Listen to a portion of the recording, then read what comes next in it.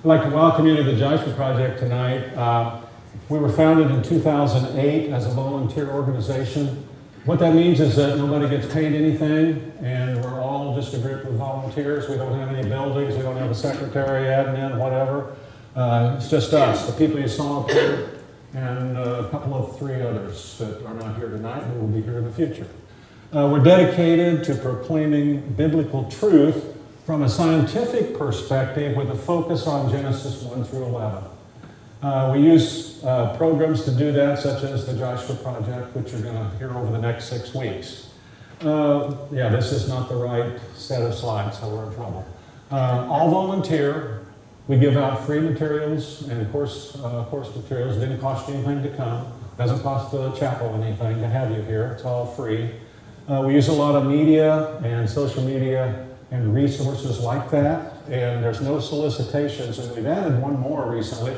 We're really targeted on young students. Students are like in this group, if the students have a question or something, we're going to give them first preference over some of us more experienced people because we want to answer their questions. That's really important. They're not getting their questions answered in a lot of the churches around the communities anymore, doesn't seem like. Okay, this is good. Wonder what's going on now. Huh. What do you think? Don't know? I don't know either. Got an antivirus protection up here now. Okay, so boy, this has been fun, hasn't it?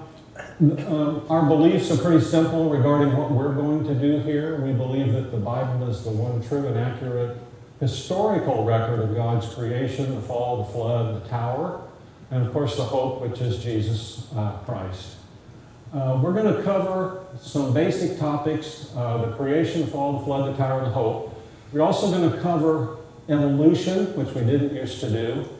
We're also going to cover the Ice Age, which we haven't done at all of the classes, because we think that's a good tie between the flood and the tower.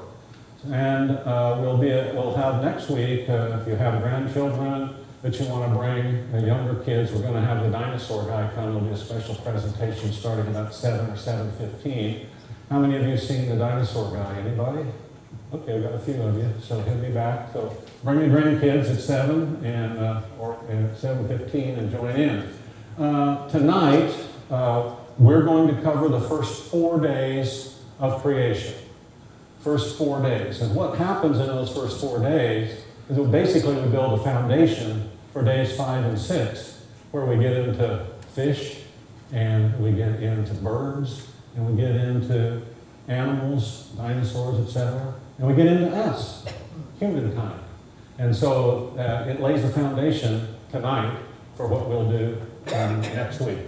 So in order to do that, we're going to start with day 1, and Ward Brown is going to come up and help us through day 1, and then Dave will come up and do day 2, and then we'll take a break, and then we'll do 3 and 4 after the break. Okay? So that's where we're at. Hopefully, after days 1 and 2, before we go to break, we'll have time for some questions. So I hope to get a few questions in or not. And so, Ward, come on up. Ward, let's introduce you a little bit. Ward Brown, Dr. Ward Brown. Ward, do you want to tell us just a little bit about where you're from, where you grew up, Sure. etc.? Sure, let's do a little testing here. How's that? Is that good? Thumbs up? Okay. I am a farm boy from northwest Kansas. Grew up out there near Oberlin, and so grew up in a farm family. Anybody from near Oberlin? Near Oberlin, Kansas. That is out there. No. Anybody from eastern Colorado? So it's out near the Colby-Goodland area when you go through an I-70. So it's up on Highway 36. Oh. So, yeah. Well, tell us a little bit about your family, wife. Well, my lovely wife, met her at K-State. I was there preparing. And, All you K-State fans, let's hear it, come on. so, Yeah. yeah. So, You got a few friends here in Lawrence, few. Yes, so met her there, and so we've been married 38 years and have 3 lovely daughters. So, Okay. yeah. And those, your daughters, what are they all involved in as far as work? They're all nurses. And your hopes are?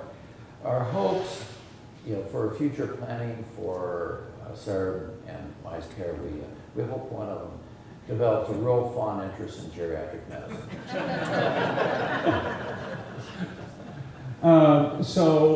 You went to K-State and then you got into vet school there, right? Yes, I went to K-State. It kind of all started about, my career path started about 3rd grade when I decided I wanted to be a veterinarian. And yeah, 3rd grade. And so after that, it was pretty simple. It wasn't easy, but it was a simple path to take. So I got over the anxiety of those first 8 years of my life of not knowing what I was going to do when I grew up. So, I think I'm pretty well, pretty well settled on that. So how many of you honestly knew what you were going to do? Some of you probably, when you were 8 years old or younger. Anybody in here? Come on, there's one back in the corner. All right, okay. She knew what she wanted to do. Anybody else? I changed majors 3 or 4 times before I even got close. I had to go into the Army to figure it out eventually. So anyway, let's see. How about how about we're going to talk about being kind of young earth, and you really believe the first 11 chapters of the Bible, you believe the creation story, verbatim, historical. Did that all your life, right? I wish I could say so, but to be the best veterinarian that I thought I could be, I needed to take all of these sciences and know all the science that they had to teach us at our school, starting in grade school, junior high, high school, college. I needed to be super up on sciences.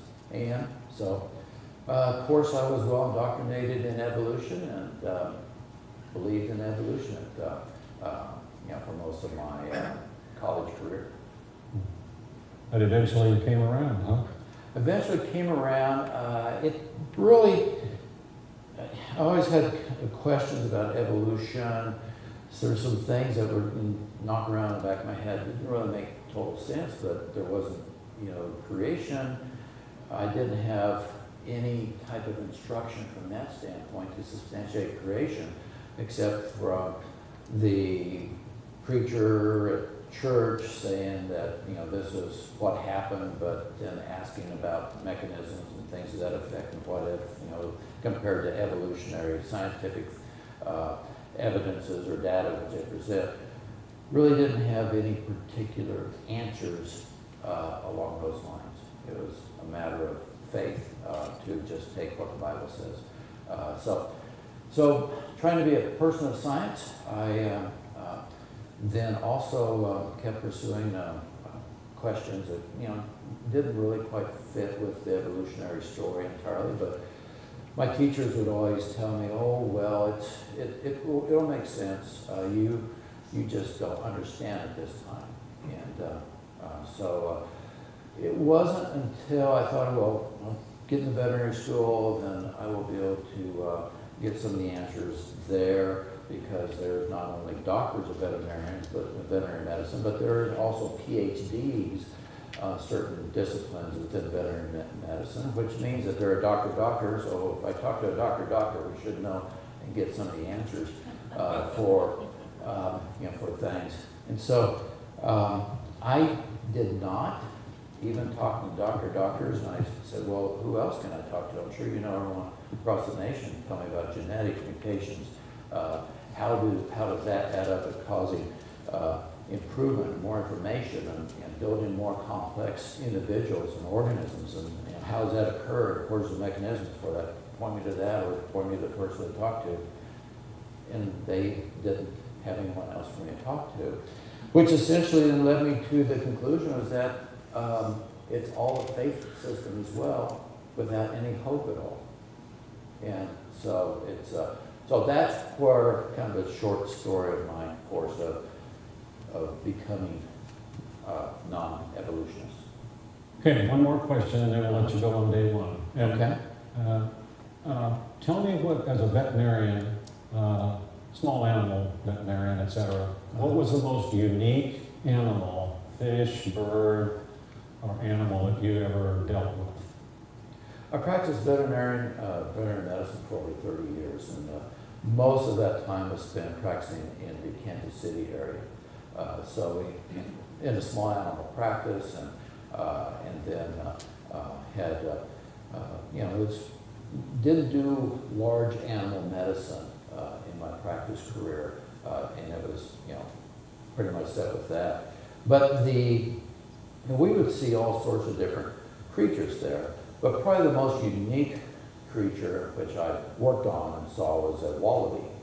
And it's you just don't every day see a wallaby hopping down, Ward Parkway there in Kansas City. But there was a pet store nearby that we did work for that the owner liked kind of the exotic animals, and had a wallaby that wanted to be neutered. So So we wouldn't have more wallabies, I guess. So we wouldn't be inundated by wallabies in this area. Anybody else here have anything to do with wallabies? Yeah. Been to Australia, wallabies, like kangaroos, right? No. So wallaby is mine. Okay, so let me tell you, Uh-huh. you're gonna have to just wing it here until break, because some of what you see is not gonna be what we talked about for the last 2 meetings. Sorry. Okay. I mean, we can stop for another 5 minutes and I can pull up the right slideshow, but this will be okay. You can handle it, so Yeah, go for it. So well, I think it's kind of like a trick to see how well I can perform without knowing what's going to be happening here. So anyway, we're going to have fun, aren't we? Yes, sure. And then I wish I had my, all of my little, shadow figure techniques up there, but I can't do that either. So, in the beginning, we'll start with this, and let's see what this video says here, and that we're going to be talking about, does the Big Bang disprove the need for God?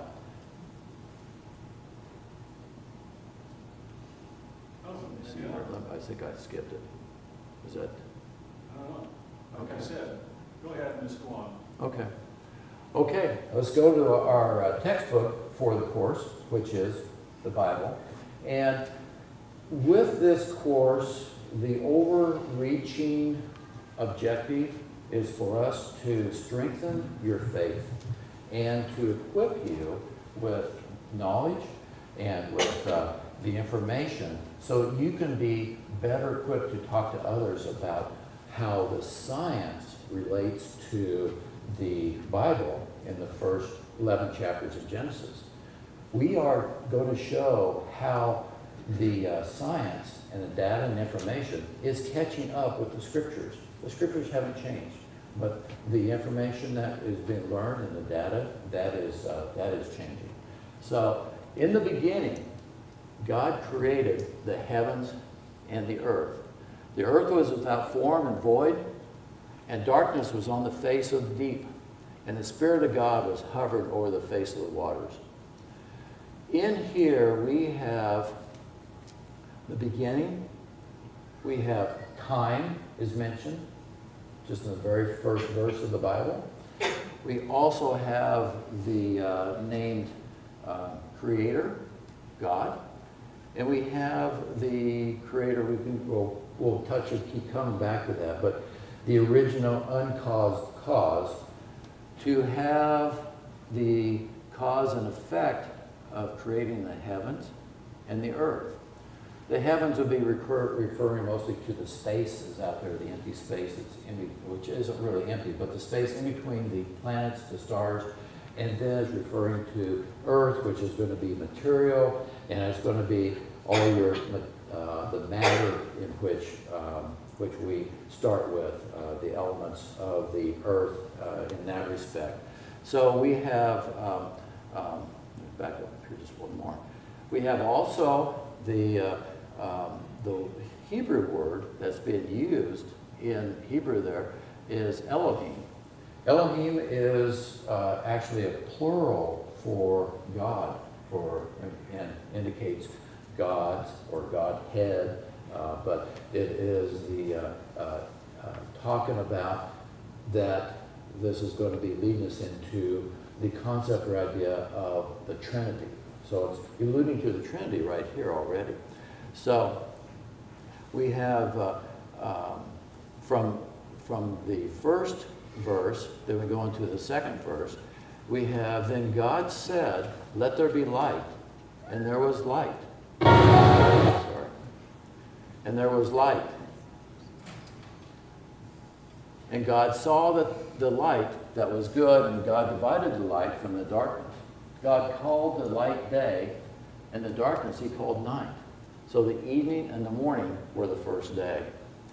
So the light here that's represented is before there was a created sun, moon, planets. There was, so the light here goes hand in hand with Shekinah glory type of a light, which would be coming from God. In Revelation 21, verse 23, it is referring to the New Jerusalem there. And it says that there was no need for light for the sun and moon at that time. Now, there's need for light, but there's no need for the sun and moon. And I'm squeaking. I'll just, okay. So, and the light in Revelation says it's coming from God. So Shekinah glory type of light. And so this is, would be we could apply that same idea to light in the very beginning as well. So keep in mind that sun and the planets were not created until the fourth day. So keep that in mind. So we talked about that the earth was formed, that it was it was covered with water, and that the Spirit, the Holy Spirit, was hovering over the water. And we have a video here that's going to talk about water, the special, unique characteristics that come with water, and that information there. So, so this will be hopefully enlightening to a lot of you, and it will be just help to remind you of some of the characteristics of water. So we'll go with this. It covers nearly 3/4 of our planet, and it's essential for our existence. Water is a thing of wonder and inspiration. It also happens to be uniquely fit for creatures like us. One key feature of water that promotes life is its capacity to act as a universal solvent. Water can dissolve almost anything. This allows it to be an ideal carrier of the many chemicals and minerals we need for life. At the same time, water is less chemically reactive than many other solvents. Sulfuric acid can dissolve minerals, but it also destroys them by reacting with them and making them useless for life. Water dissolves minerals without destroying them, allowing them to carry out their life-giving functions. Water is thus an ideal solvent for life. Another important feature of water that enables life is its low viscosity or thickness. Different liquids can have radically different viscosities. Tar has a much higher viscosity than olive oil, and olive oil has a much higher viscosity than water. Water has one of the lowest viscosities of any common liquid, and its viscosity seems just right to facilitate life like ours. If the viscosity of water were any lower, like the viscosity of liquid hydrogen, the delicate microscopic structures in our cells wouldn't survive when subjected to outside forces.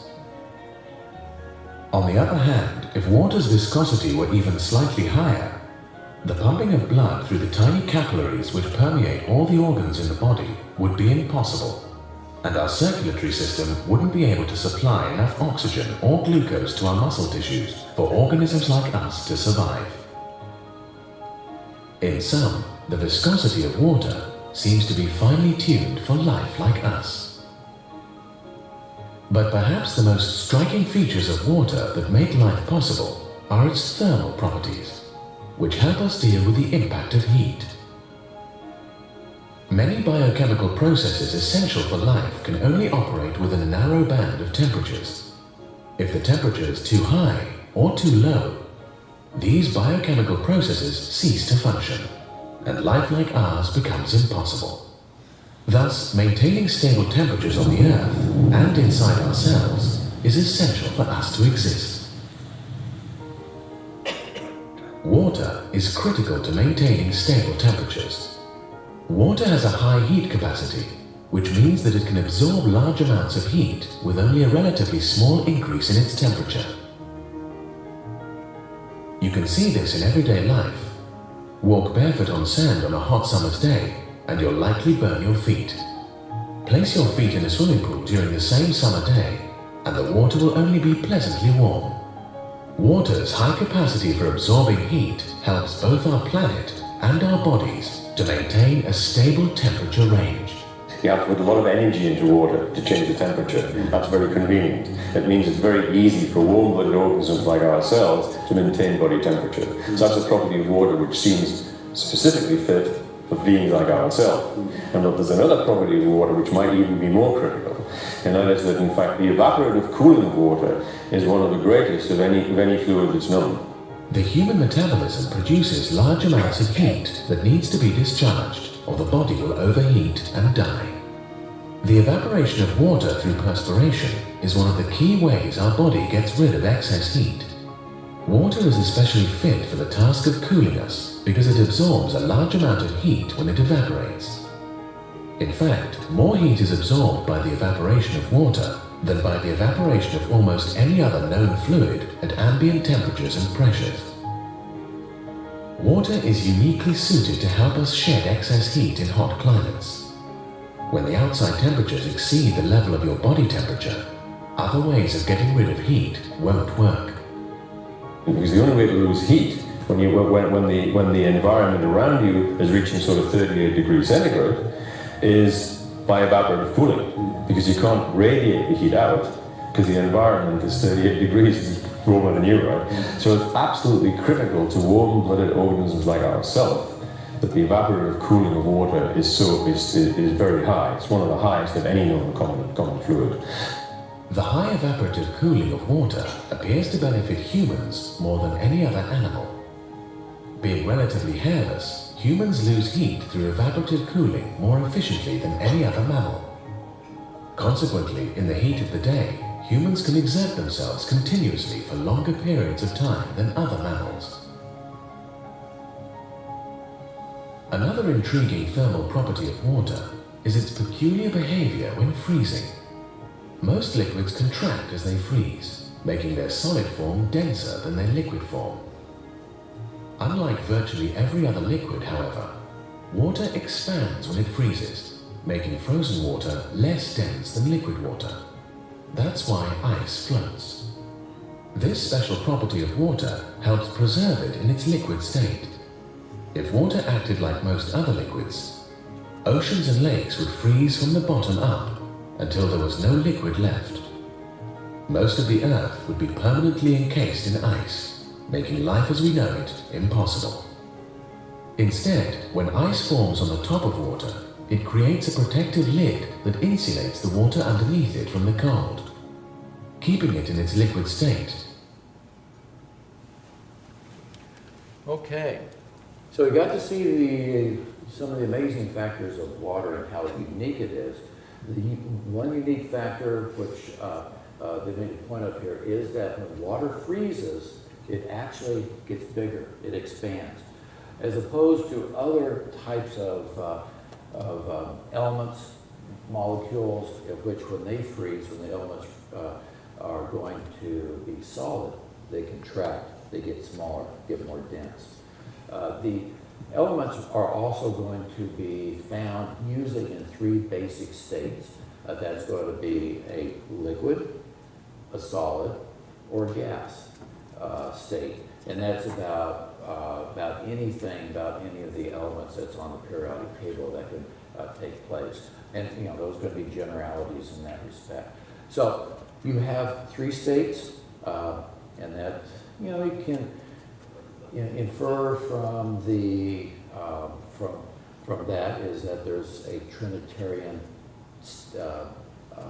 application there, and there's many other things within creation in which has three states or three factors to it, in which you can apply a bit of a Trinitarian idea there. So creation from the Trinity goes ahead and follows on through. There's a framework of that which is modeled throughout the rest of our creation. The other thing which most of you probably, if you have a pet or have a dog, you probably notice of which where you said that mammals need to sweat. You know, that was referring to people and several other mammals as well. But dogs and cats, have you ever seen your dog and cat actually get sweaty on the body? They don't. They do have evaporative cooling through their respiratory tract. That's the reason why they can't. So just to clarify that, point out some of the nuances, because I'm sure some of you probably caught that. So let's go on and talk about light. Because the first day, it can be, you know, we're talking about time, matter, and energy. And we can think of it easily by light and water. But time, matter, and energy is the full, more concept or the idea of what happens in day one. Now, on the light here, let's read this verse, John 8:12. Then Jesus spoke to them again, saying, I am the light of the world. He who follows me shall not walk in darkness, but have the light of life. And this is going to be referring to, when looking at this type of a scale of light, we're going to be talking about the light which we recognize and come from the sun. But this light has the characteristics of having three areas of it. There's going to be infrared, which is going to be more of the longer wavelengths, in which are going to mostly be found in the radio waves, transmission, communication waves, things like that in the very simplest form. The visible light, in which we can see and which provides our colors through a prism, and then also the one in which provides the proper light for photosynthesis, is here in the middle, and it is just a small band of wavelength that fits right down in here. So as for the characteristics of light, what we see and witness is actually a very small part of it. The other portion of the light, which comes from the sun, also has the ultraviolet rays. And the ultraviolet is going to have X-rays, gamma rays.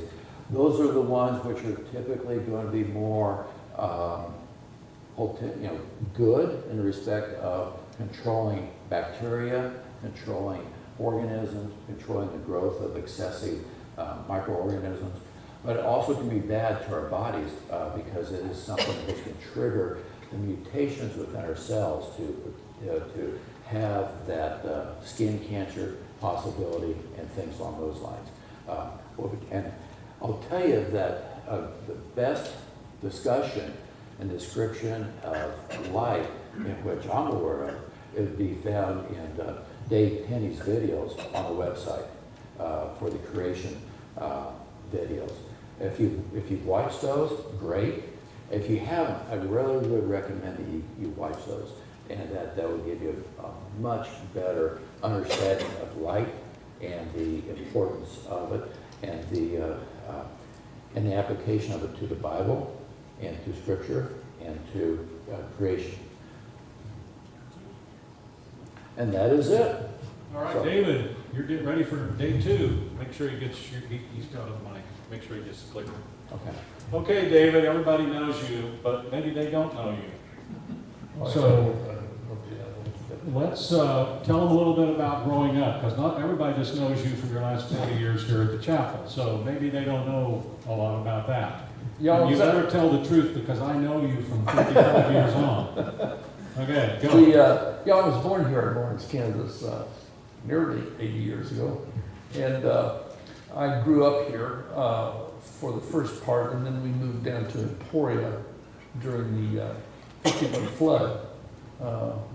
It was still flooding when we moved into town there. And then I went to school there, high school, up through high school, and then went off to MIT for 4 years, and then down to Dallas Seminary for 4 years. And what degree did you have at MIT? It was a Bachelor of Science in Mechanical Engineering. Okay, and you'll tell us about that later, kind of that Yeah. whole thing. And one of your stories.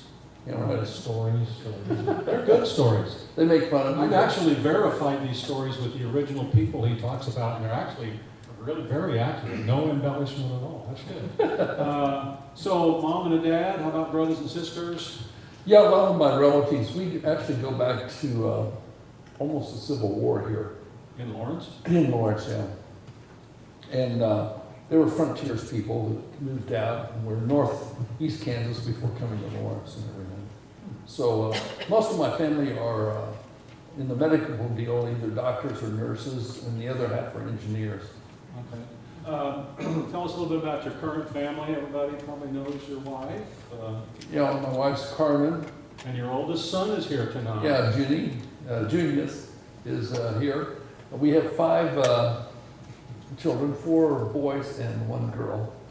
So Junie's just spent 7 weeks touring the world. If you want to talk a little bit about China, Russia, Asia, where else you go? Japan, Taiwan?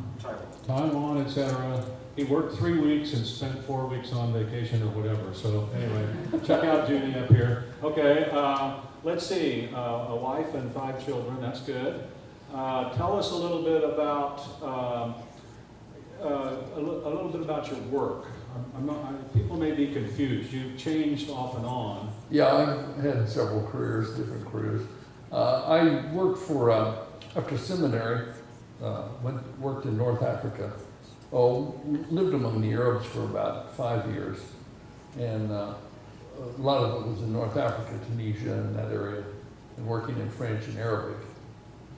And then came back here. What did you do? You didn't just go out and talk to people about Jesus. What did you do? No, I was trying to learn Arabic and had to work in French and Arabic. And then I worked for Sephardic Jews in North Africa. And they gave me crews, and we went out, and they were unusual because they worked in steel fabrication and everything. Most of the Jews there were in jewelry so they could get out of the country. And they've been there for 500 years, so they were always living on a hot pad. And so they gave me Arab crews, and I worked. I was probably the only American, I think, working in the private sector in the whole country. Tunisia. Tunisia. How many Christians were there in Tunisia at the time? Did you guess? I don't think you could count any that you were sure of more than on 2 hands. Okay. And how many conversions did you have as a 5-year missionary in Tunisia? I didn't see any. Okay. So I things didn't- have changed a lot, haven't they, in the last few years with the Arab situation? Arab Spring made a big difference. They're opening up a lot more. That's great. Okay, so you didn't mention that you were a good Methodist growing up at First Methodist Church in Emporia. I went to the Methodist Church in Opie, but we didn't have any numbers on our church. It was just one church and about 15 people. So, but you went to the big Methodist Church in Emporia. And so you've always been a young earth creationist, believe right down the line that these things happened in Genesis 1 through 11, correct? Not exactly. I got my God, I was in the Scouts, and I got my God and Country Award, and we were required to read the Bible, but we never got it in the church per se. I mean, I didn't become a believer until I went to MIT, actually. And even though my dad was the lay head of it was a church of about 2,000 members, and he was the lay head of this church. And so we had some conflicts after I became a believer. some discussions in the family. And eventually my parents in midlife, about 45, became believers. And it created no convulsions. There were about 3 or 4 men who were very prominent in our community. My dad had been very prominent. He was a powerhouse in the community, mayor, on the school board, and these others were that same way. And the Lord worked in them, and they became believers, and it shook the community, seeing these powerhouses, because they were the community, and these liberal churches, it just kind of shattered everything. Yeah, that's great. Okay, but you then became a believer at MIT in your freshman year, and then you eventually came to a young earth creationist position while you were in seminary. Is that correct? Yeah, I was indoctrinated from time I was a little kid, because we were scientifically oriented in our family. And I was indoctrinated, and even after I was a believer, I was a pretty strong evolutionist. And I went to seminary, and why they let me in, not being a creationist, and a young earth creationist, because the seminary I went to was that way. Had a heated discussion in the library there, near the shouting contest really, with this other fellow, Jody Dillo. And he raised the question, and we'll get into that later in this course, of how do you put the evolution together with the second law of thermodynamics, which later we know is the basic law, the most absolute law according to Einstein. And I said, well, I've been in a course with only about 4 guys there that we studied intensely these laws of science developing from basic hypotheses. This was at MIT. At MIT. And so I went back and tried to calculate with another guy from MIT how you could get a single cell. And we worked out the thing, and we'll talk about that later in the course. How do you get, we took what's his name? Got to be brief. George Bernard Shaw said that you know, million monkeys give them enough time to play a Shakespeare. Well, we worked it out. We took Othello, begins with 4-letter words, 3, but we assumed 4, and worked it out. And the first word, typing 100 words a minute, a million monkeys, they'd get the first word, 4 letters in sequence, in 2 seconds. You double that, 8 seconds, 8 letters in sequence, it's about 5 minutes. We doubled it again, 16 letters, 4 words, 16 letters in sequence. It's like 100 million years. So the things that don't happen statistically is off the charts. And so I had to change all my whole views. Okay, so in day 1, as Ward said, we get water, which is vital for us to live, and we get light. Right. Second day, we go to the atmosphere, and let's go through that, and then we'll hopefully have time for some questions if you're fairly brief. Yeah, okay. Good luck. When you're designing, you look at, as an engineer, you look at the design of the universe, and there's one whole day just to light. Then the second day, you're going to see just creating a firmament between bodies of water. And it says, the Lord said, let there be a firmament in the midst of the waters. That's all we had. And let it divide the waters from the waters. The Lord made the firmament and divided the waters which were under the firmament from the waters which were above the firmament. And so it was, and God called the firmament heaven. And so it was a evening and a morning one day. These terms of day, I used to believe, well, after I became a believer, as long periods of time. The problem is, in Hebrew, 2 things. When it says create, like that first day, it uses the term in Hebrew, bara. It means to create out of nothing. And you don't do that with matter and energy, as we'll find out later. And that bara, sometimes in the creation, that it uses a term to form them, the things that are created out of nothing. But that term is only used of God in the scriptures. The second thing is the day. Oh, a day can be, even in this context, in the day of the Lord in Genesis 2, God created the heavens and the earth. Day can be in a longer period of time. But never in the scriptures when it uses a number. 1, 2, 3 days, and at evening and morning. It's always 24 hours. without exception, in the scriptures. So you can't stretch that into long periods of time, eons of time, like I used to do. So what we have is this in the second day. Now, here's the deal, talking about the atmosphere, the portents. What you have is this atmosphere is placed between the waters below and the waters above. We're going to find out that's all that happened on this day. But it becomes very important later on, this firmament, not because the birds fly across it, but what about the waters above? What do they do? Oxygen is the signature of complex life. If you're going to have complex life needing a lot of energy anywhere in the universe, you're going to have to use oxygen. But for oxygen to be available for use, you need the right kind of planet and the right kind of atmosphere. And you can only get atmospheres containing oxygen on planets roughly the size of the Earth. If they're too big, they retain primeval gases such as hydrogen and helium. If they're too small, they lose all their atmosphere. So you have to have planets roughly this size. Getting the oxygen we need for life involves a stunning series of coincidences. On our planet, plants utilize the energy of sunlight to manufacture sugars and other essential organic compounds by a process known as photosynthesis. Photosynthesis converts radiant energy from the sun into a form of stored chemical energy that plants can use. But along the way, photosynthesis also generates an important waste product: oxygen.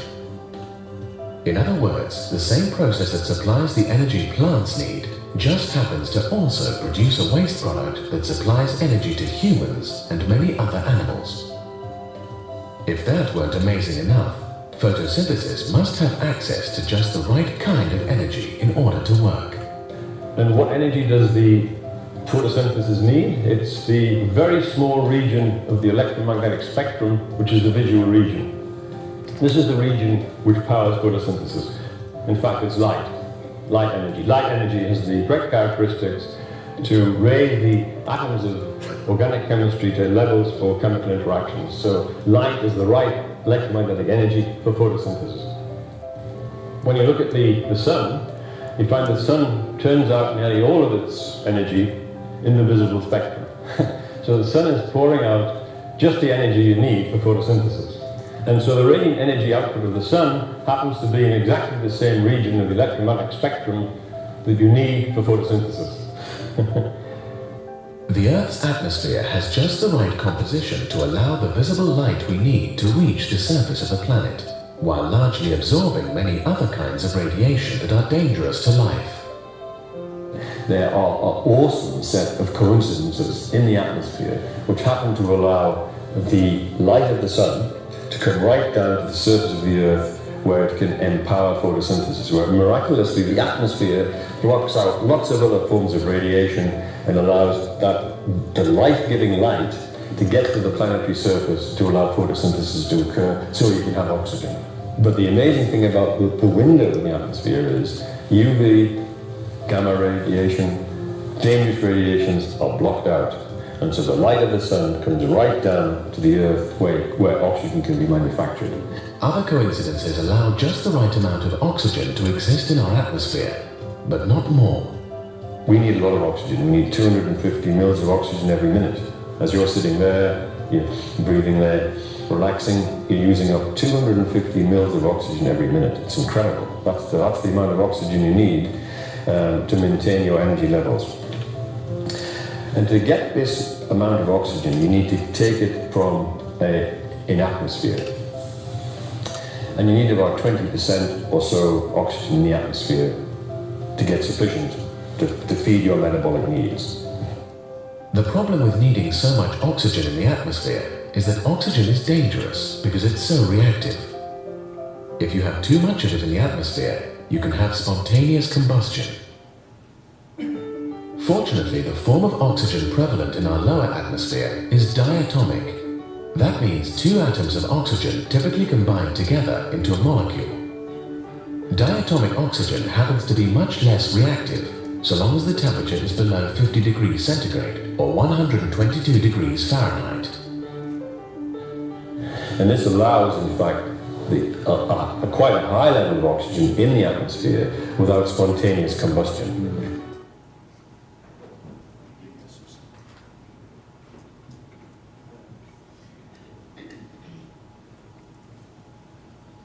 So you have several things that were in the atmosphere, in this firmament. You have the right amount of oxygen. It's transparent. The sun can come right through it. Also, you have this, the pressure is just right for us to live, and the capacity to hold water is tremendous. What you have what we're talking about here is in the original creation. We have the atmosphere, okay? The waters below we'll see in the third day what happens with them. The waters above, this was before the flood. We don't have the waters above today. Today, for instance, it was 90 degrees here, okay? Up above us at 6 miles, it's 50 to 70 below. Below zero. Well, like you fly in a plane, you look at the temperatures outside, they will sometimes post it up there. It's 50 below. The problem with those temperatures, at 70 below, you can spit in the air and it'll freeze before it hits the ground. But the temperatures above that, as we're going to see, are 1,000 to 1,200 degrees above zero. So it can hold a huge amount of water. It's not there today. But if it was, like before the flood, it would have several effects.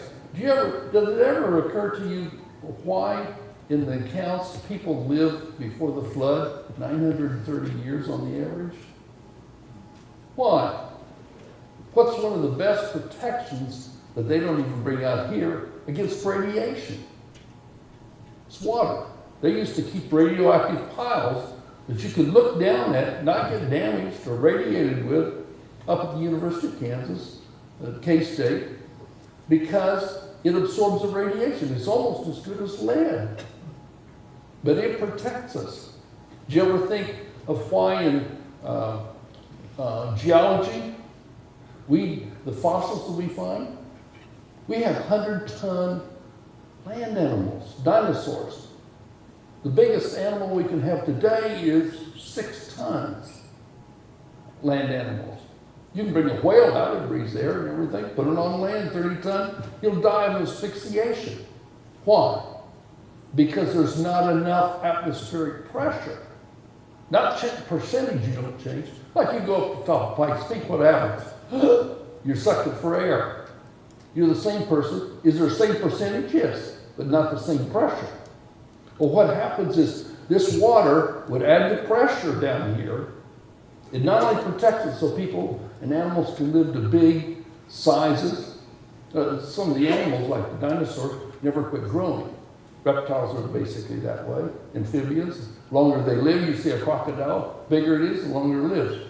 The reason is because they were protected from radiation. Also, the atmosphere is heavier, and that's why you have pterodactyls, 25-foot wingspans. Why can they do that? Because they get enough lift, there's enough pressure for lift, and also enough oxygen for respiration to pump the wings. The 100-ton dinosaurs, they go around, they can breathe, and they're growing bigger. Those conditions don't exist today. The longevity and things that you see in the scriptures, after the flood, what happened to the ages? Dropped down to 120 years. Radiation, and not enough pressure, and not enough protection. We'll get into other things. In this pre-world, we've got a problem of, you go down to, you know where the largest coal beds in the world are found? Some of the largest? Antarctica. Siberia. Do you know what they're made out of? Alex knows. They're made out of tropical plants. Tropical plants in Antarctica? How's that possible? You can't even grow trees there. Made out of tropical plants? It's because we know from Venus which has a canopy. It's heavier than ours. It's about 95 times heavier than ours. The temperatures at the poles and the equator at Venus, even though it doesn't rotate on a daily basis, are the same temperatures. The canopy spreads the temperatures over the whole Earth. What happens then? You don't have temperature zones, you don't have storms. Didn't it say in the scriptures there's no rain before? No rain? It's watered by an artesian effect. So you have all of these things existing because of this second day creation. Why would God do that? Because in the flood, it's also going to supply a good portion of the water. It says the floodgates open. And we'll talk about that later. So what you have, we have these things that we find. In here we find in amber bubbles of the old atmosphere, and they're higher than today. They're about 30%. You have coal beds, okay? In Antarctica, you have fossils under the North Pole. These are corals, fossils. They were growing in 94-degree temperatures. In the Ross Sea, they have the same type of corals growing again in 70-degree temperatures. You mean the Arctic Ocean and the Antarctic Oceans were at 70 degrees? Yeah, because of the canopy. It's supplied and distributed all over the earth. That's the conditions that you would have had before the flood as a consequence of the second day. We're going to have a break, but okay, yeah, some questions and maybe some other comments. Go ahead. Ward, stand up here, they may need you. Anybody got a question on days 1 and 2? Come on, be brave. You all know each other, it's okay. They know how smart you are or not how smart you are, it's okay. Uh-oh. Whoa, we got lots of feedback. Anybody, or you can just make a comment about what you've heard. Anybody? I know we have this first night and everything. Yeah, see, she's got some, but she's not going to share it. Right there. She's hiding from it. Not you, behind you. Okay, yes. And when you say canopy, Loudly. when you say canopy, Dave, can you define that better? Okay, Define canopy. it's the waters above, but at the temperatures they would be, it will be in a vapor form instead of a liquid form. Okay? It would be transparent. You can see the stars and everything. You can look right through it. Why you can't see through clouds is they're liquids. They're droplets. They're not vapor. What you feel is humidity is when you don't have any clouds and you're real hot. That's water in a vapor form. But this would have been at some temperatures, but it wouldn't also come down. We're not sure because you have a cold zone, and the water in that would not condense down. We get storms because the water comes up from a hot zone into a cold zone and condenses out. But if you have a hot zone, it will not come down to the cold zone to precipitate as moisture. So how high up is this canopy? Where does it start at about? I don't know if the original atmosphere had this cold zone that we have today, but it would have been up above that. It probably begins about 10 miles up, and from there on up, it's a little bit higher than that. You can put a huge amount, as we know from Venus. Venus has a huge canopy. Like I said, it's 100 times the pressure at the surface that we have here. And it's a planet about the same size as ours. So the canopy went all the way around. God designed it that way. Pretty interesting. You got to think about God designing all of this just for us. He's getting this ready for us. And the fish and the animals. It's pretty amazing. It would create a situation where, like in Adam and Eve, in the Garden of Eden, you don't need clothes, everything's the right temperature. All over the whole face of the earth. And you don't have hot and cold fronts running together. And you don't have radiation killing your genes. It was almost ideal conditions. Okay. Another question or two? We've got a little bit of time. We're going to take a break here in 2 minutes, so if you're going downstairs to run this thing, just break. I don't know if it's down there. Come on. There we go. Yes, ma'am. Would one of you guys address the phrase, the earth was without form and void? Without form and void. Ward, do you want to take a shot on what that means? Tohu Wabohu. What's that now? The terms in Hebrew. Tohu Wabohu. I'm not familiar with the terms in Hebrew. But it's just translated Yeah, so. without form and void. Basically, Scripture is silent on that exactly. What it means that to me is that it did not have a particular geological structure like we see now with land and plants and then the waters and things to that effect. But it was completely covered with water at that time too.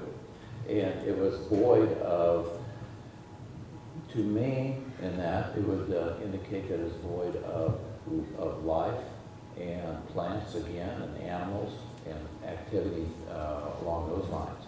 So with the Hebrew terms, is that express anything more? Yeah, there's several, it's used in other places in Isaiah and everything, and it just means, in this process, what you see in the process is he called into being the matter, the water and everything, and then he begins to fashion it. And he's not finished creating until the sixth day. So there's no order. He's putting order in the whole thing in each day, making an ordered universe, an ordered planet, ordered people or animals and plants, but it didn't exist in the first stages. That's why it uses that term. There's no shape, no purpose, no form, and everything. And there's no light. And eventually, we're going to see if the universe is allowed to run as a consequence of God not maintaining and creating this perfect thing, there'll be no light, no life, no nothing. We have the same amount of matter and energy we have today, but it's without form and void. And that's where we'll end up from a scientific point of view. Of course, we know that Lord is not going to allow that. From a very simplistic analogy, it'd be like the potter with clay. And to get ready to make something out of that which would have a function and purpose. So, very, very simplistic. For those of you that may not know, Dave has a master's degree in both Greek and Hebrew, so that helps. On interpretation, he's not just like talking off the top of his head or anything. Okay, it's 7:15. At 7:30, we will begin. That's 14 minutes from now. Somebody will whistle. We're not going to use Dave Hoover's bell and helmet tonight. We'll put those up front here at the break. And I'll try to get us into the correct PowerPoint set of slides over the break. All right, let's go. Get out there, stretch, go get something downstairs. I don't know. And straight out the doors here in the back on the left. Talk to Dave, talk to Ward, come up with a question. Yeah, it was.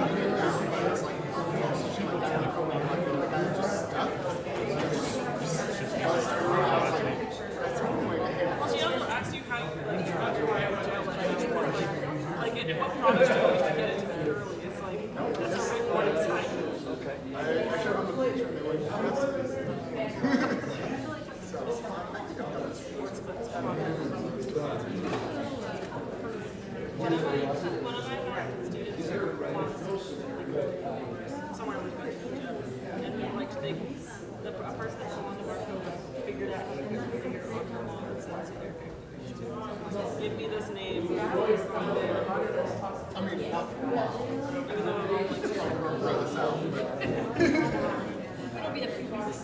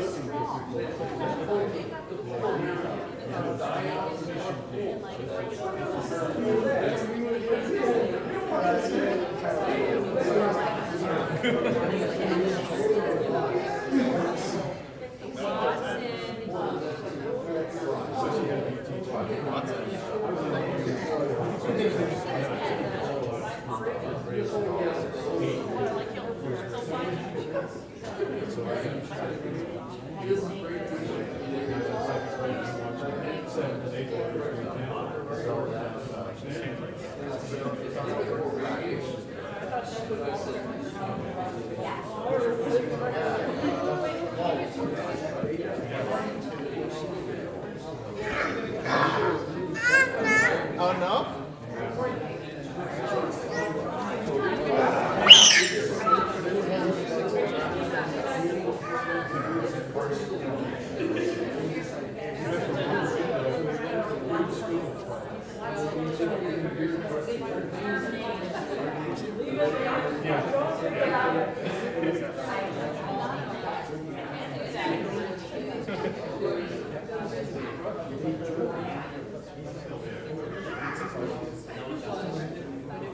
Yes, yes, yes.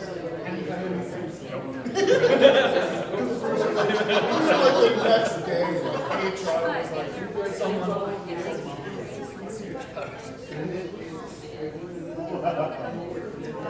I still have this right people. Are you ready?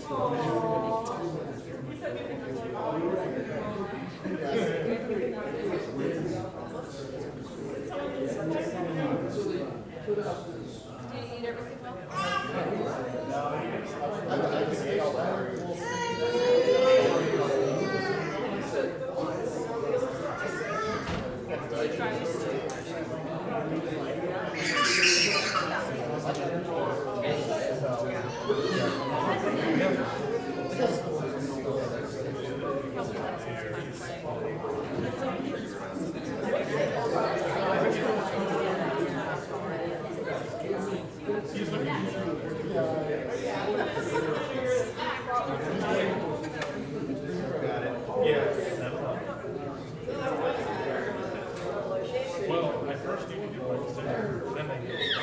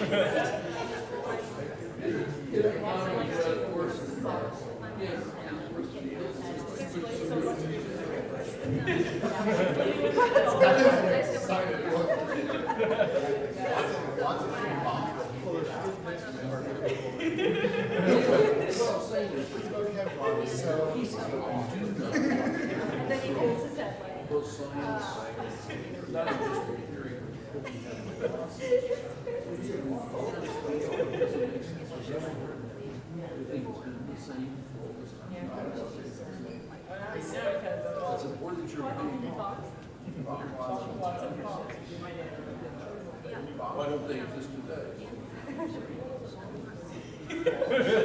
Now he's doing it. I was just still teaching.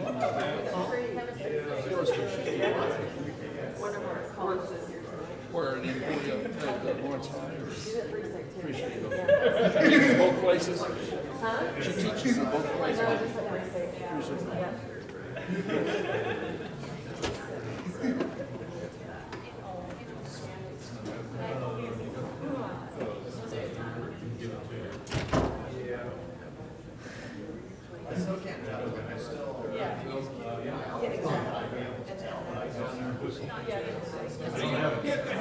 Where's Hoover? Where's Mr. Hoover? What do you need?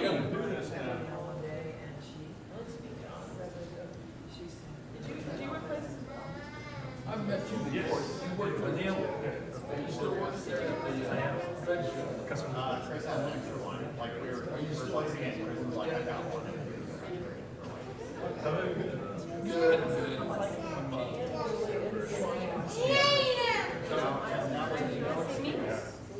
Got some big critics.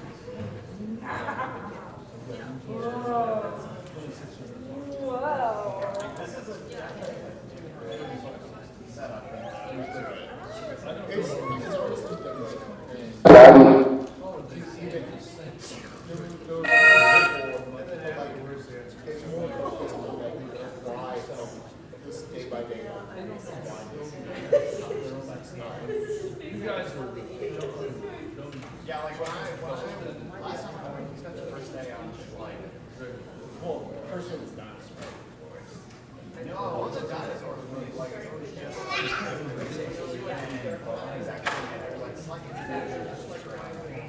why A lot of them are right. I mean, I haven't heard of these. does it matter? I think I remember some of those things. This Stefan seems to. So like, and I don't know if it comes out. But they kind of just jump right into it. Which solo? I mean, like, there's a lot of stuff that I'm like, Yeah, a lot of things in there. because I'm familiar and I know, I'm thinking of exactly what I'm saying, but there's a little like, it's just like, Yeah, that really was a pretty simple. yeah, no, they definitely, I remember doing it very well.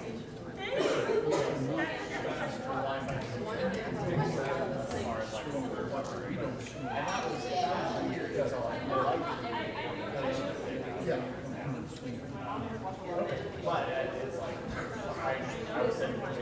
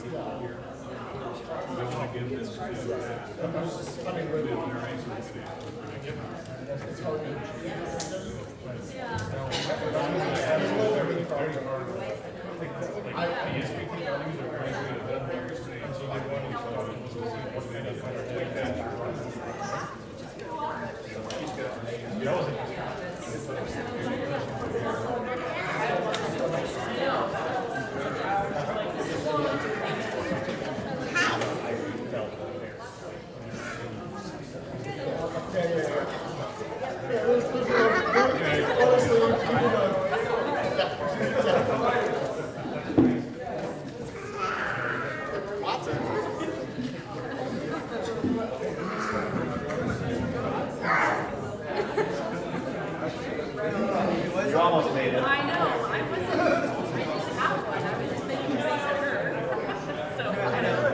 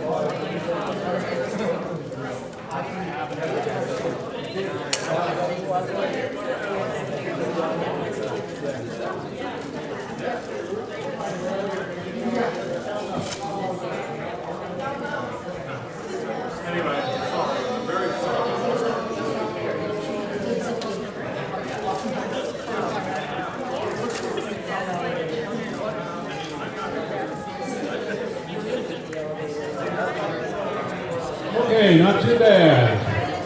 Appreciate you folks being on time. Only 3 minutes late. Not bad, not bad. Okay, for the first time. Without Dave Hoover here, we don't have the bell and everything. Is that right? You saw David Hoover beat KU in football 50 years ago. Yeah, he was all Big 8. He was amazing. He never lost a 100-yard dash or a 220 or a quarter-mile dash from his junior and senior years in the state of Iowa. Nobody ever did it. It's fast. Plus tough. Okay, back there, out there in the lobby, we're going to go ahead and start. And we're going to finish on time. So we've heard about water. And you know our bodies are made up of what, about 75% water. You think water's important? Pretty important. And then we talked about light. And so isn't it amazing the complexity, how God allows just a little sliver of the spectrum of light that's healthy for us. Just that little spectrum comes down through to the earth, and all the rest of it, you know, is kind of on the sides. And so from now on, you're going to begin to look for complexity. Complexity, and can this happen by chance? So you're thinking about these things as we start to get more complex. Okay? All right, Ward, they're waiting on you eagerly. And so as soon as you're ready to go, go. Okay. Check. And can you hear me okay? Yes. Rebecca? Okay, excellent. Complexity, and the other term would be design. So we are going to be looking for and putting together design and identifying things in which intelligence had an effect upon a complex system and designing it. And not only one system, but many systems that's going to work together. And that's where this term ecosystem comes in. And so this is the term that is, many of you are going to already know what that is talking about. And an ecosystem can be very, very large. It could be talking about the entire Earth and the sun, the atmosphere, and the moon, and all of that is an ecosystem. Or it can be very small, such as a termite, depending upon the organism that's in its digestive tract to be able to break down the wood fibers for it to be able to survive. So that gives you an idea of an ecosystem there. And the other thing about day 3, we're going to be talking about plant life and the importance of that, and keeping in mind a design of complexities taking place. Okay, let's go here and read about what God said that God was going to do first. Then God said, "Let the waters under the heavens be gathered together into one place, and let the dry land appear." And it was so. And God called the dry land earth, and the gathered together the waters he called seas. And God saw that it was good. So we have here the idea is that water is drawn together into seas, and that at the time of this taking place, there was probably one supercontinent. And the term used for that oftentimes is Pangea. In some places you'll hear Rodinia as another terminology used for it, but where all the continents were together. And we're going to then keep this idea in mind. We're going to be able to see when the flood comes along, talking about that, on how there would have been separation of this one supercontinent into multiple continents that we see nowadays around the world. The other thing is that at this time, it's estimated that there was the water to land ratio was 50-50. And to where nowadays that water to land ratio is 70-30 or 75-25, depends on who you read, but it's about 70 water, 30% land today. And so the supercontinent right here, we would also keep in mind that there was not the large mountain ranges at the time either, and there was not the Alps, the huge mountains in India, there, and then also Rocky Mountains. So high hills would be more of the ones in which the term would be applied as this. So let's read out what else God said. Then God said, "Let the earth bring forth grass, the herbs that yield seed, and the fruit tree that yields fruit according to its kind, whose seed is in itself on the earth." And it was so. And the earth brought forth grass, the herb that yields seed according to its kind, and the tree that yields fruit, whose seed is in itself according to its kind. And God saw that it was good. So the evening and morning, the third day. in this, with the plant life, God is introducing the ideas. We're jumping ahead here. God is introducing here with the first life. Granted, it's a plant life, but introducing life and introducing the idea of reproduction, and then through seed, and then also the idea in the field of genetics through kind. It's important to get that concept of kind understood. Kind is going to be the idea is that there has to be the same kinds that come together to create that seed for the proper reproduction of the next kind down the line. We'll talk more about that when we get to the animals. But this is life, reproduction, and genetics are being introduced here at this point. Oh, the other things too that you keep in mind is that people will be thinking about, well, plants depend upon photosynthesis. We've already talked about that, about the light. And then also, once again, the sun is not created yet, and that won't be until the next day. And then the other two things that go hand in hand with plants, for you that are gardeners and work with the soil and the plants and all that, are going to be insects and organisms. So, Scripture is silent on when were the insects made. There's basically, I don't know if you can really be dogmatic on that for sure, but when talking about the creepy crawly and the winged things, perhaps the insects were not made until day 5. But the organisms, like the bacteria, the yeast, that are important for the symbiosis of plants and growth and that type of a thing.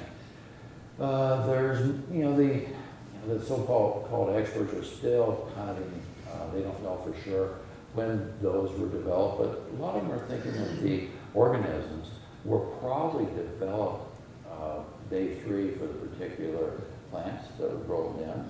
And then the organisms which were necessary for animals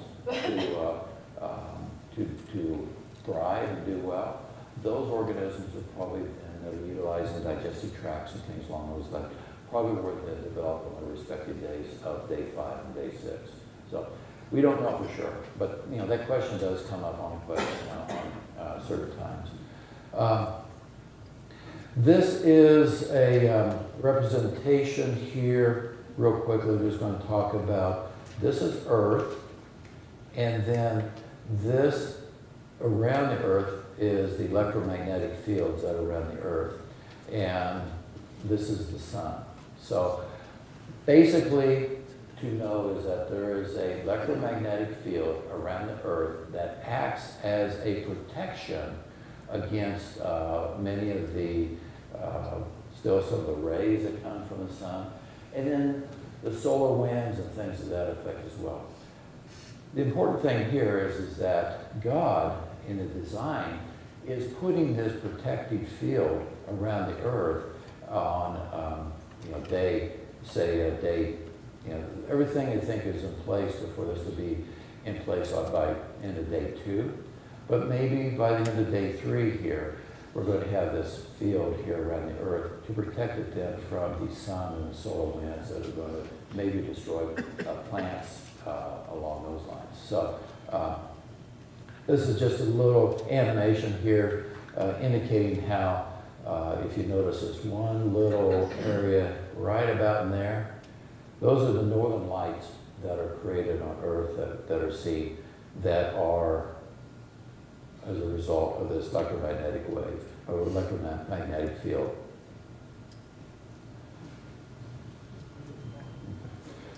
To go into the seeds, there's going to be a video here going to talk about the seeds and according to their kind. We're going to have you watch this video here, and we'll talk a little bit more about that here. Great video for you lawn people. Oh, it's a great video. You're going to love it. Guidance is internal. Ignition sequence start. 5, 4, 3, 2, 1, 0. Liftoff. We have a liftoff. You're watching the launch of 1,000 flying machines, each exquisitely crafted to airdrop life throughout the earth. A dandelion puff exists for one crucial purpose: to disperse the flower seeds as far as possible from the parent plant. Its component parts are well suited for the task. Dozens of individual seeds are attached to the head of this flower. Each is covered with microscopic hooks that will eventually help anchor them to fertile soil. A thin stem elevates a cluster of bristles called the pappus, and these filaments are engineered to respond to variations in the weather. On a rainy morning, the moist, heavy air makes extended flight all but impossible. Every pappus reacts by closing tightly. But later in the day, when the air dries out and the temperature warms, the reaction is quickly reversed in preparation for takeoff.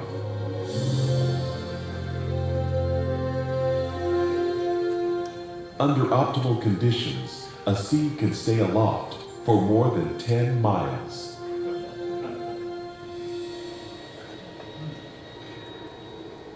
At the University of Edinburgh in Scotland, a team of engineers discovered how these tiny mechanisms fly so well. Using a vertical wind tunnel, they photographed the dynamics of airflow around the seed. When currents passed between the bristles, a swirling whirlpool called a vortex ring formed just above the pappus. In nature, this pocket of low pressure sucks the parachute upward and stabilizes its movement as it's carried by the wind.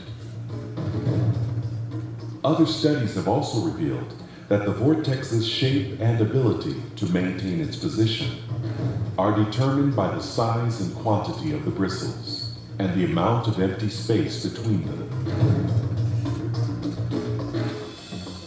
Simulation models demonstrate that in a biological structure this small, the finely tuned airflow required for flight is the product of circular geometry with 92% open space and 100 thread-like filaments.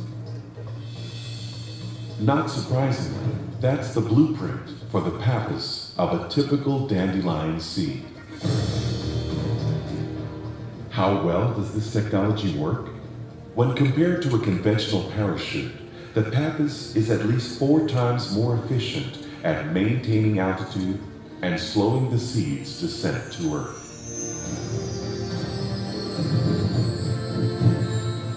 Innovation, foresight, and world-class engineering, all displayed in living wonders so common and familiar, we pass them by each day without a glance or second thought.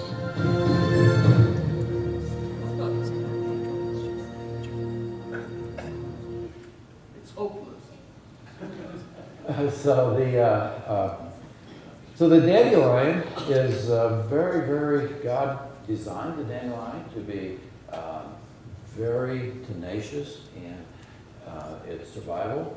And the dandelion is found almost, I think, in every state across the United States. And the other things about dandelions is when we were homeschooling our children, we did a mountain man type of a block section, and we learned about the different mountain men of the history. And some of them, most of them referred to dandelions as their source of greens when they were in the mountains eating bear meat, bear fat, and dandelion leaves. So they considered it God's gift to the mountain men. And so that should soften your heart toward the dandelions a little bit. Then also, my wife, who is a extension master naturalist, part of the group out of K-State, they show us how the dandelions are, when they're greening up and having the yellow flowers so early in the season, that they are providing the flowers and nectar for a lot of different bees and pollinators, which are, which thrive upon the dandelion yellow flowers. So, go ahead, let the yellow flowers grow, enjoy them, and realize it's going to be a pretty much hopeless situation to be able to control dandelions everywhere. So, we do have another video here to watch about the amazing creation, design of another unique type of a seed, and which we'll watch this video here as well.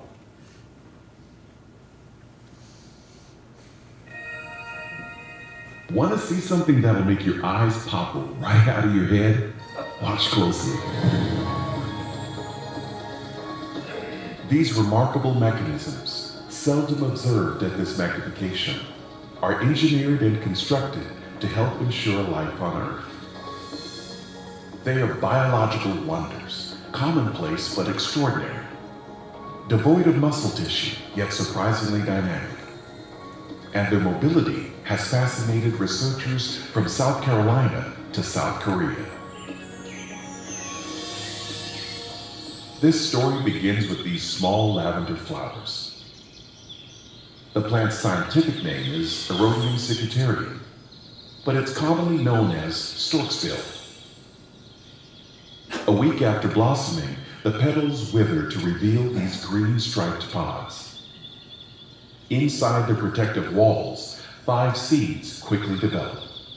Each seed is attached to a slender tail called an awn, and 5 awns per pod cluster together to form these narrow pointed extensions that measure 1 to 3 inches and resemble, you guessed it, the bill of a stork. Later, the pods die back to display their contents. 5 exquisite packages of life, signed, sealed, and ready for delivery. The storksbill now awaits the most explosive stage in its life cycle. As the seeds mature, the awns dry out and contract. In the process, elastic energy builds within them to the breaking point.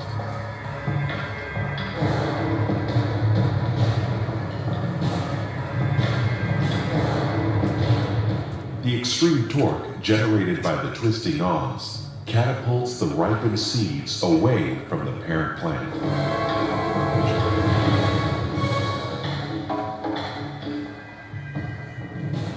Now things really get interesting. Once on the ground, the awn reacts to humidity and quickly changes shape. Its cells are hygroscopic, so even though they're dead, they still respond to variations in the weather. On a dry afternoon, the cells shrink and the awn coils tightly. But when the humidity rises, the moist air triggers an opposite reaction and the awn uncoils. These alternating cycles of contraction and release produce motor action that causes the awn shaft, tail, and fine hairs to move the seed on its slow, relentless march.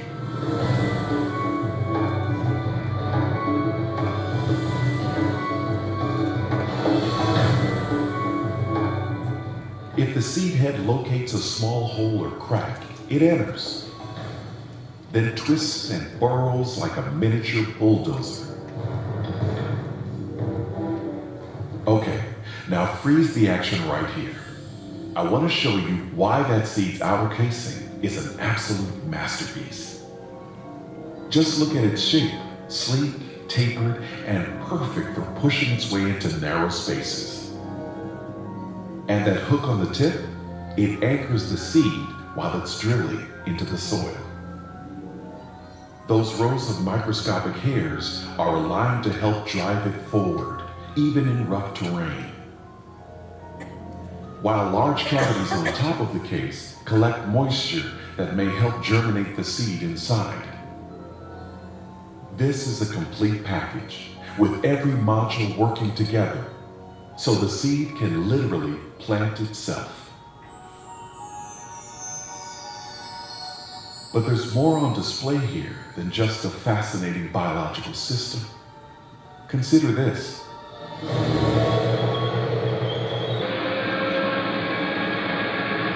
Our world is filled with superb technology, highly efficient devices no one would reasonably attribute to chance or any random process. Instead, we universally recognize these machines as the products of purpose, design, and sophisticated engineering. So why can't similar logic be applied to nature? When we objectively study a mechanism like this, with an array of integrated components that result in nothing less than the generation of new life, there is only one realistic explanation for its being.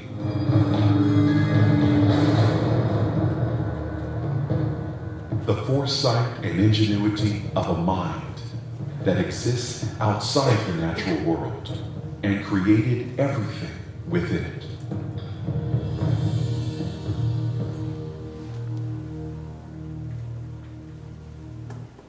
Pretty amazing. Pretty amazing. I'm not sure I've ever seen the Storkville plant or anything. Have any of you ever seen one of those? No, it must not be in this.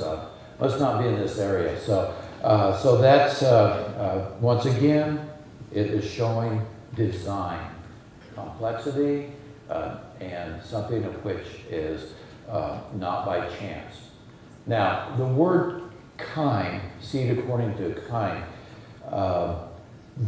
Somebody who has maybe heard that term before, can someone give me a definition for kind, that what you've heard before or no?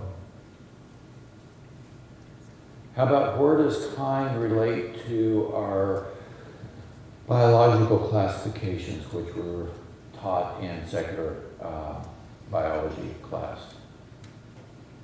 Is it? Yes. Well, it means what kind of plant or what kind of thing will it be, so it's the distinguishing those classes. So it's the kind that has a specific intention of what it will become. Two different kinds, if they come together to reproduce, they will not reproduce. They will not become that kind again. So they will not, so it has to be two of the same kind. On the classification levels, and that is correct explanation, but on the classification levels, when we talk about, stop me if you know, if we're going to go down the levels of classification, that would be like kingdom. Does kind relate to kingdom? Or does it relate to phylum? Or class? Or order? Or family? Or genus? Or species? Basically, I just went down through the typical biological classification that's taught in our classrooms. But the where kind is most, where it comes in and relates most to that is either in the order or family level, which is right above genus and species. So we'll talk more about that when we get to animals, but just want to have you be thinking about, and if you get a chance to read about kind. So that is what I have for day 3, and now Dave is going to talk about things for day 4.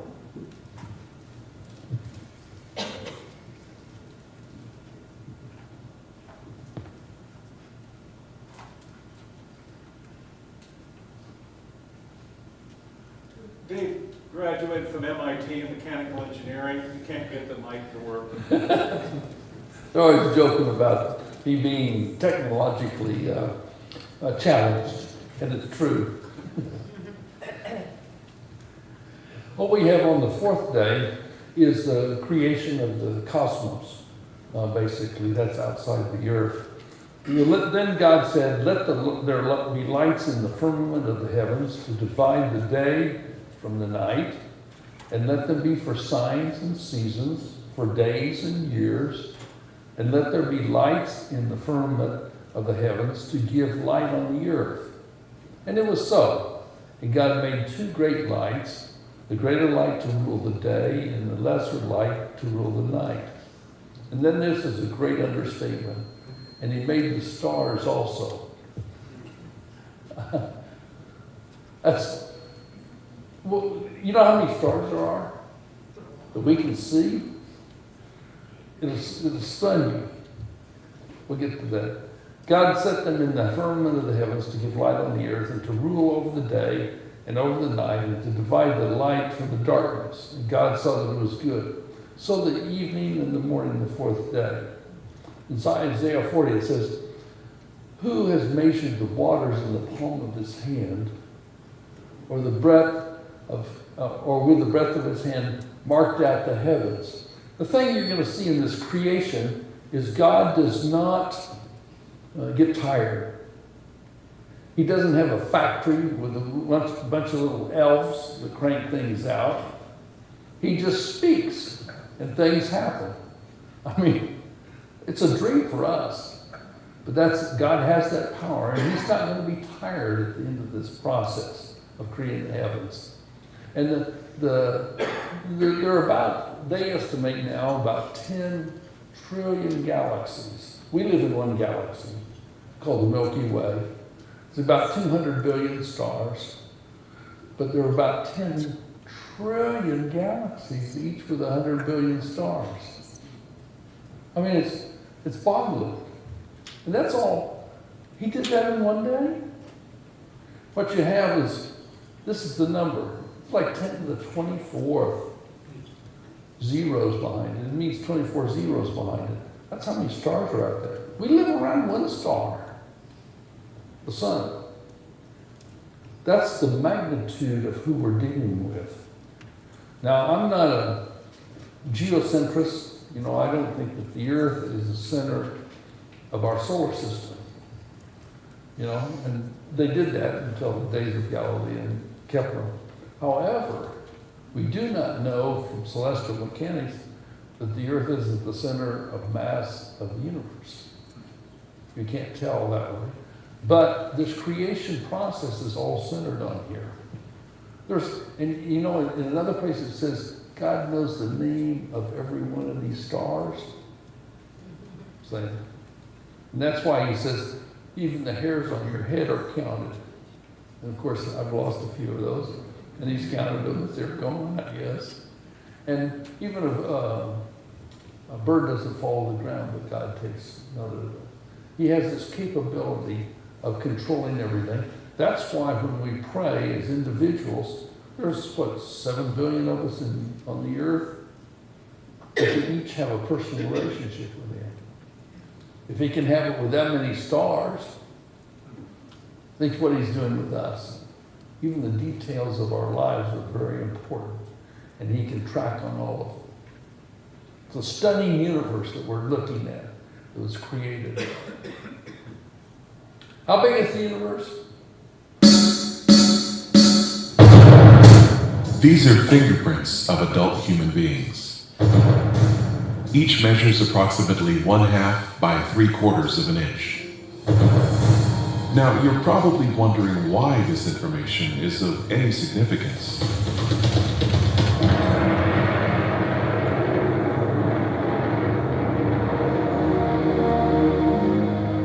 Well, when coupled with some of the greatest astronomy in history, the tip of your finger can help reveal a breathtaking perspective of the universe. Just stay with me for a minute, and I think you'll see what I mean. In April 1990, the Space Shuttle Discovery transported and positioned the Hubble Space Telescope 350 miles from Earth.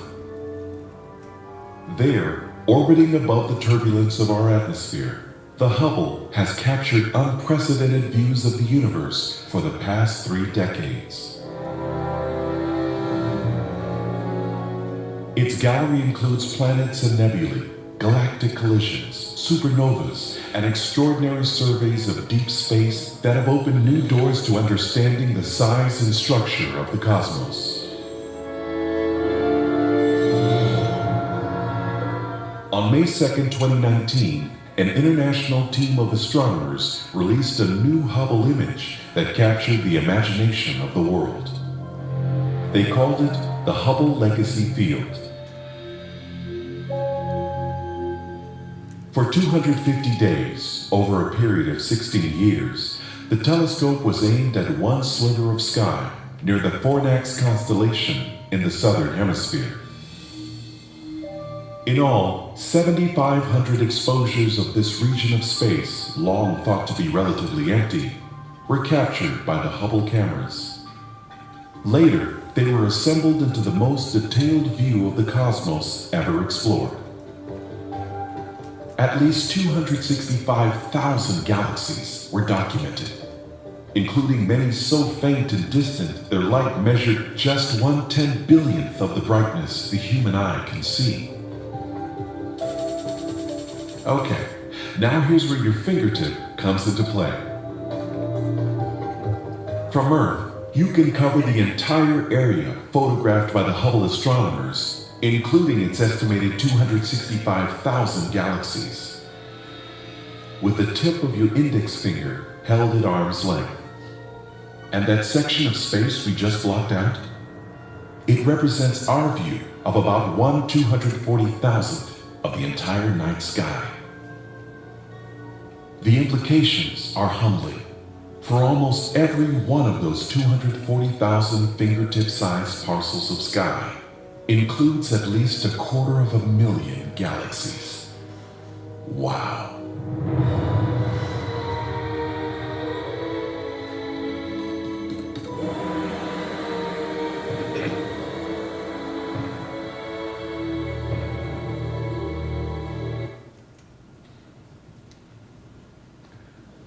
What we have in science is a common law. It's called causality. And for every effect, you have a cause. And so we've got a universe out there. And what was the cause of it? What created it? It doesn't create itself. We'll find out. It can't create 1 gram of matter or 1 joule of energy. Can't destroy either of them. Where did it come from? So they've created this story that everyone's told about the Big Bang. Well, I can't get a debate on that, because it's absurd. The whole universe coming out of something smaller than the smallest atom? Gravity is a very weak force. It will never hold it together. All these things, and when you have an explosion, like they want, where do you get rotary motion in space? You don't. It's all radio out. How do we know that? They have novas. We get a nova about every 1 to 2 days. That's a star blowing up in our galaxy. We can see them 1,000 years later, some of them, like the Crab Nebula. And where are they? Still going out. Do you see any planets or moons formed in that? No. Do you have any rotary motion? No. And a whole universe, almost every bit of the universe is in rotary motion. You know, planets around a star, moons around planets, and there's no strings attached to hold them in place. They're going around, and there's an even balance between the gravitational pull and the centrifugal, well, some people say centrifugal forces. Very calm. We put up 10,000 satellites. What happens to them? They all come down and go off. To hit a stable orbit is nearly impossible. And yet the whole universe in stable orbits? We can't even do the calculations for more than, the planets, the satellites we put up, the 10,000, that's just a 2-body system, the planet and the Earth. What do you have? You know, we live in a solar system of what? 100 bodies, 9 planets, and about 90 moons, and they're in stable orbits. We can't even do the calculations for more than 5 or 6, much less put them there. And the whole universe, a galaxy with 100 billion stars in stable orbits with no strings attached. Nothing to hold them there, to keep them in those fields. It's mind-boggling. If you try to do this, and my roommate very close friend at MIT. He's the master of this. He's the best in the world at this game. He's the one that did the orbits for the Apollo project, putting them around there. He became a believer because of this.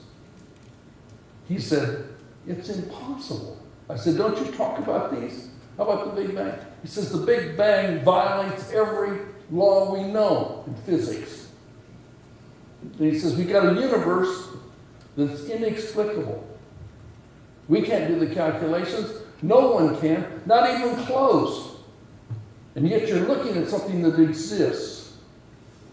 And he says, it's stupid. They don't even talk about it. And if matter can't travel faster than the speed of light blowing out there, they ran into a problem. How did those galaxies get way that far out? 10 to the 23rd kilometers. Well, it would take 20 billion years to get out there. Well, then, everything would die. Because we know these stars are all blowing up. They're all dying. They could not last for 13 billion years, or 20 billion. So they said, they came up with this superinflation, that it blew out to this dimension and then slowed down. You say, where did the energy come from that? To accelerate them out in nanoseconds. Nanoseconds, the whole universe flew out of it, and then slowed down. Then where did the energy come to decelerate it again, so it slows down? You see the absurdities when you get to trying to put the false things together? None of it makes sense. It's stupid. It's foolish. When you start creating a universe, your storyline on the creation of the universe is a violation of every scientific law we've developed. And you get up there, and you have people laughing if you have a debate. Get into evolution, we don't have time for that. It gets even more absurd with the genetics we know. You start laughing. And you have the crowd laughing. The professors, they don't know what to do. They live in what I call a silo. They suffer from what I call intellectual incest. They're inbreds. They can't think of the world of reality. And they can't make their little storyline fit together. It doesn't fit. That's what forensics is about. A detective uses forensics to determine what would really happen. And their forensics doesn't work in any case. There's no scientific basis for any of it. So I don't make apologies. I used to believe all this stuff. But I was indoctrinated when I was young. Then I grew up. And my education at MIT gave me the basis when I became a believer. It said, this stuff that I used to believe is stupid. Why did I get caught into this trap? Because I was indoctrinated that way. And that's what happens to most of us. We were indoctrinated when we were not critical and we couldn't evaluate it. But then you grow up and get the pieces together, and the only reason they keep perpetuating this is because the government gives grants, research grants, to support this party line. They want to explain life without God. They want to explain the universe without God. And it doesn't fit. And when you get the scriptures, it sounds like a Mickey Mouse little story that you tell kids about.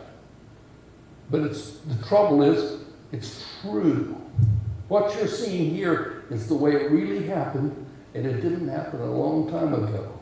We're not looking at 13 billion years. From the genealogies, we'll get into that a little bit, of 5 and 11. We're looking at a universe that's less than 8,000 years old. Stars, everything combined. It's created that way. In fact, this new telescope is called the Jack Webb. It's better than the Hubble. We can look even deeper. And all this you see is the galaxies disappearing deeper into the distance. We don't see any end. All they said is close deal, and what we're looking back in time and this, that's all Mickey Mouse. The whole thing of time dilation, warpage of space by gravity. It's a mathematical game that is not true. It's built on what we call singularities. And I have professors at MIT. We build models of physical systems And they had things like 1 + 1 through a series of deals equals 5. And you looked at every term and it looked right. The professor says, oh, so 1 + 1 equals 5. He said, no, it doesn't. What's the matter? And he said, look at this term here on the denominator. Add that up. It'll add up to 0. Well, that term went to infinity. He says, whenever you do that, that's a singularity. And the Big Bang and all those are built off of singularity theories. And it doesn't happen. The one thing you find out about singularities, you can prove 1 + 1 equals 5 mathematically. You can prove anything, these professors said. But it doesn't give you any geometrically correct physical system.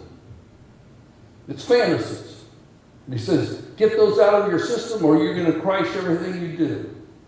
They do not represent. Mathematics is a great deal to use. That's the way we put the guys on the moon. And they later put them on Mars. They used mathematics, going places we've never been. But using the laws that we had and building the correct mathematical model without singularities, by the way, we got them there within 600 feet of the targets. That's the way you play the game. We don't make up ideas and create things that aren't true. So that's one of the reasons we're hitting in this. For every cause, for every effect, there's always a cause. So you go back, Dawkins says, bodies such as stars and black holes cannot appear out of nothing, but the universe can. Well, at least he's being frank about his stupidity. Dawkins, another atheist. It's a common sense that you can't get something out of nothing, but something pretty mysterious had to given rise to the origins of life and the universe. You don't get these ordered systems. You don't get matter out of nothing, and you don't get ordered systems out of nothing. If I see a watch, I know one thing. Either there's a watchmaker someplace or there's a watch factory. That watch doesn't happen by accident. And that's a simple thing. Life systems are very, very complicated. That's why a little disease, a little bit here or there, and you're dead. Shot a few holes through your DNA material. In year Time featured its now famous headline, the astronomer Carl Sagan announced that there were 2 necessary criteria for a planet to support life: the right kind of star and a planet the right distance from that star. Given the roughly octillion planets in the universe, that's 1 followed by 24 zeros, there should have been about septillion planets, that's 1 followed by 21 zeros, capable of supporting life. With such spectacular odds, scientists were optimistic that the search for extraterrestrial intelligence, known by its initials SETI, an ambitious project launched in the 1960s, was sure to turn up something soon. With a vast radio telescopic network, scientists listened for signals that resembled coded intelligence. But as the years passed, the silence from the universe was deafening. As of 2014, researchers have discovered precisely bupkis, nada, zilch, which is to say 0 followed by an infinite number of zeros. What happened? As our knowledge of the universe increased, it became clear that there were, in fact, far more factors necessary for life, let alone intelligent life, than Sagan supposed. His 2 parameters grew to 10, then 20, and then 50, which meant that the number of potentially life-supporting planets decreased accordingly. The number dropped to a few thousand planets and kept on plummeting. Even SETI proponents acknowledged the problem. Peter Schenkel wrote in a 2006 piece for Skeptical Inquirer, a magazine that strongly affirms atheism, in light of new findings and insights, we should quietly admit that the early estimates may no longer be tenable. Today, there are more than 200 known parameters necessary for a planet to support life, every single one of which must be perfectly met or the whole thing falls apart. For example, without a massive gravity-rich planet like Jupiter nearby to draw away asteroids, Earth would be more like an interstellar dartboard than the verdant orb that it is. Simply put, The odds against life in the universe are astonishing. Yet, here we are, not only existing, but talking about existing. What can account for it? Can every one of those many parameters have been perfectly met by accident? At what point is it fair to admit that it is science itself that suggests that we cannot be the result of random forces? Doesn't assuming that an intelligence created these perfect conditions in fact require far less faith than believing that a life-sustaining Earth just happened to beat the inconceivable odds?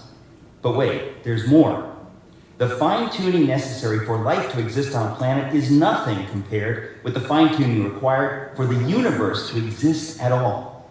For example, astrophysicists now know that the values of the four fundamental forces, gravity, the electromagnetic force, and the strong and weak nuclear forces, were determined less than 1/1,000,000th of a second after the Big Bang.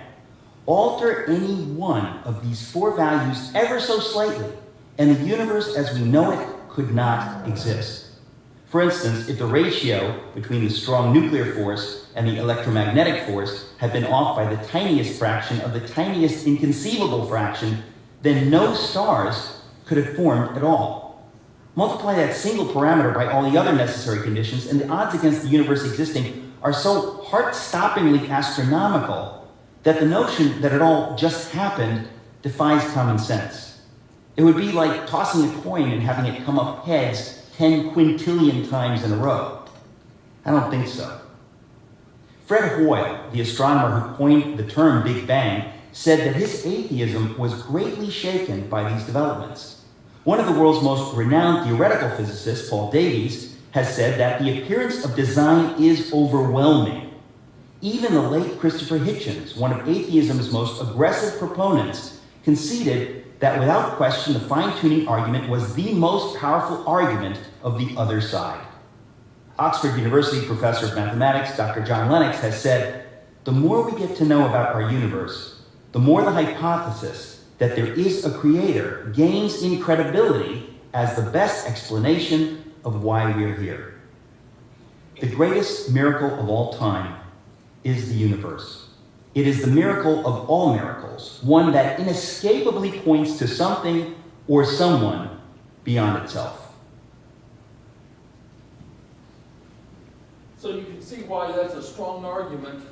The very fact that everything exists the way it does in the high order it is so absurd to say that it had no creator, no origin, no cause.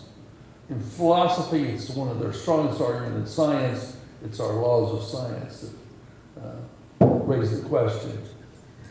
The law of cause and effect says every material effect, a cause is greater than the effect, must come before it.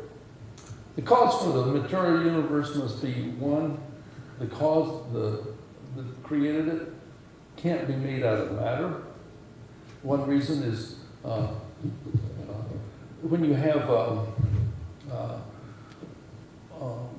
they'd say, well, it happened from the Big Bang, okay?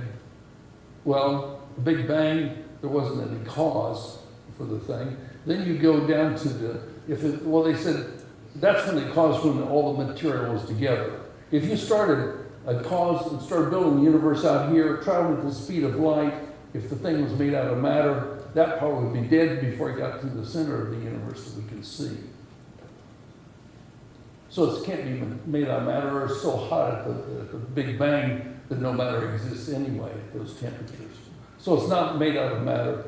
It's outside of, it has to be not confined to the laws of science, because it has to create something out of nothing, and it has to give it order, fights both laws, the first and second laws. So it's above the natural laws, higher in power than itself, and also then you say it must have been the origin was the non-material, has more power in the universe. To create a star, you have to be able to take all the energy that it ever gave off back to its origin point, which means it had more energy than the whole universe, because all the things are made that way, because they're dissipating now, taking them back. So this agent had to have more power just to order the universe, not to create it. than the universe it has. And it has to travel faster than the speed of light, so it's not material. And one more thing, any system that's built, its creator has to be more complex than it is, okay? So, humans are probably the most complex part of the universe. I don't believe in aliens, if they were, but I don't. So that agent has to have more intelligence, will, and emotion than humans. So it's a very personal cause. And if at that point it's probably correct to use the term God, the big G word. For since the creation of the world, his invisible attributes are clearly seen. This is invisible things? How do you see invisible things? That's what this passage says. Are clearly seen in what? Is being understood by the things that are made. In other words, the world we're looking at tells us who the Creator is like. Even his eternal power and Godhead. So they are without excuse. Any scientist that looks at the universe, you look at, we used to take our kids and point to something and say, was that made by man or by God? You point to a blade of grass. Well, there's not a factory where they make grass and everything. So we can divide the world into two things. But the thing is, that we pointed this building. This was built by men, not by God. But we didn't make the wood in it either. God had to make that. So what you do is the world's divided, and anyone would be a fool to not understand, like he says, they became fools because of this, as this passage continues on. This is the next week. And okay, we have 4 minutes. Steve, if you and Debbie would hand out the little preparation sheets for next week. We're also going to be one per family, if you could, kind of. I think there's about 45 lesson plans, we call them. I was a former educator.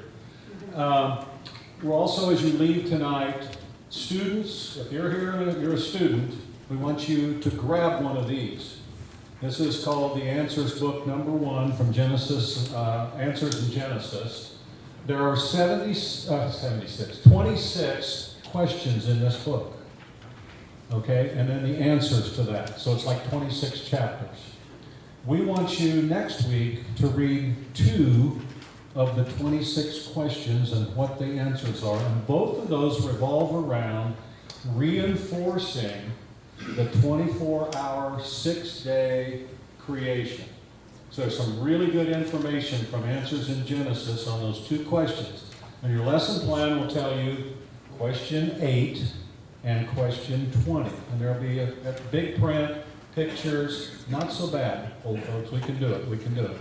So if you didn't watch Dave Penny on our website, GenesisAcademyAltogether.net, go there, go to Joshua Project Live, and then look at the creation down there, and just click on Dave's name in the video. It says the creation. And watch that. You'll find that the videos are very good. They were done right here in the chapel, in fact. Some of you, I know some of you were here when those were done.